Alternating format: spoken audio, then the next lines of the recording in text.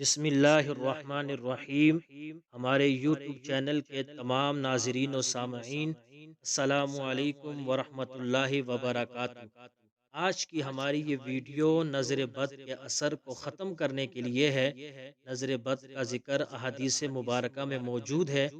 نظر بد سے حفاظت اور اس کا اثر ختم کرنے کے لیے کئی طریقے احادیث مبارکہ سے معلوم ہوتے ہیں، جن میں سے چند طریقے ہم آپ کی خدمت میں پیش کر رہے ہیں۔ نظر بد کا اثر ختم کرنے کے لیے سب سے پہلا طریقہ سورہ فاتحہ یعنی الحمدللہ رب العالمین الرحمن الرحیم مالک یوم الدین ایاک نعبد و ایاک نستعین اہدنا الصراط المستقیم صراط الذین انعمت علیہم غیر المغضوب علیہم ولا الضالین۔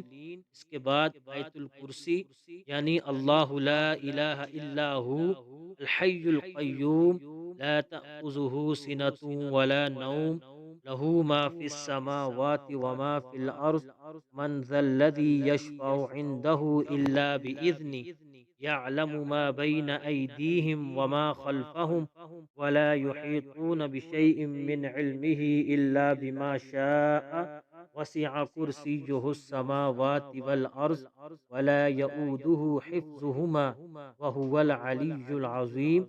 اس کے ساتھ معوذتین یعنی سورہ فلق اور سورہ ناس، قل اعوذ برب الفلق من شر ما خلق ومن شر غاسق اذا وقب ومن شر النفاثات في العقد ومن شر حاسد اذا حسد۔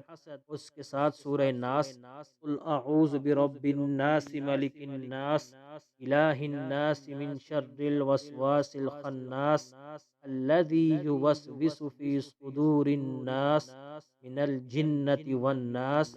اور اس کے ساتھ آپ نے یہ دعا پڑھنی ہے، اعوذ بکلمات اللہ التامۃ من کل شیطان وہامۃ ومن کل عین لامۃ۔ یہ دعا پڑھنے کے بعد آپ مریض پر دم کریں، انشاءاللہ اللہ رب العزت اس دعا اور قرآن کریم کی آیات کی برکت سے نظر بد کے اثر کو ختم کر دیں گے۔ اور نظر بد کے اثر کو ختم کرنے کا دوسرا طریقہ، جس کو نظر بد لگ جائے اس کو رسول اللہ صلی اللہ علیہ وآلہ وسلم کے اس قول مبارک سے دم کیا جائے، بسم اللہ اللہم اذہب حرہا وبردہا ووصبہا۔ اس کا ترجمہ یہ ہے کہ اللہ کے نام پر اے اللہ اس نظر بد کے گرم اور سرد کو اور دکھ و درد کو دور کر دے۔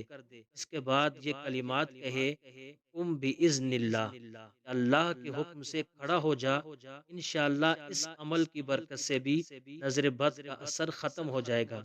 اور نظر بد دور کرنے کا ایک طریقہ یہ بھی ہے، جس آدمی کے بارے میں معلوم ہو اس کی نظر لگی ہے، اسے وضو کرایا جائے، اس کے استعمال شدہ پانی کو کسی برتن میں جمع کر لیا جائے اور پھر جسے نظر لگی ہے اس پانی سے اس کو غسل کرایا جائے، جیسا کہ احادیث مبارکہ میں اس کا طریقہ مذکور ہے۔ حضرت ابن عباس رضی اللہ تعالیٰ عنہ نبی کریم صلی اللہ علیہ وآلہ وسلم سے نقل کرتے ہیں کہ آپ صلی اللہ علیہ وآلہ وسلم نے فرمایا، نظر بد حق ہے، یعنی نظر لگنا ایک حقیقت ہے۔ اگر تقدیر پر سبقت لے جانے والی کوئی چیز ہوتی وہ نظر ہی ہوتی۔ جب تم سے دھونے کا مطالبہ کیا جائے تو تم دھو دو۔ اس کا مطلب یہ ہے کہ اس وقت عرب میں یہ دستور تھا، جس شخص کو نظر لگتی تھی اس کے ہاتھ پاؤں دھو کر وہ پانی اس شخص پر ڈالتے تھے جس کو نظر لگتی تھی، اور اس چیز کو شفا کا ذریعہ سمجھتے تھے۔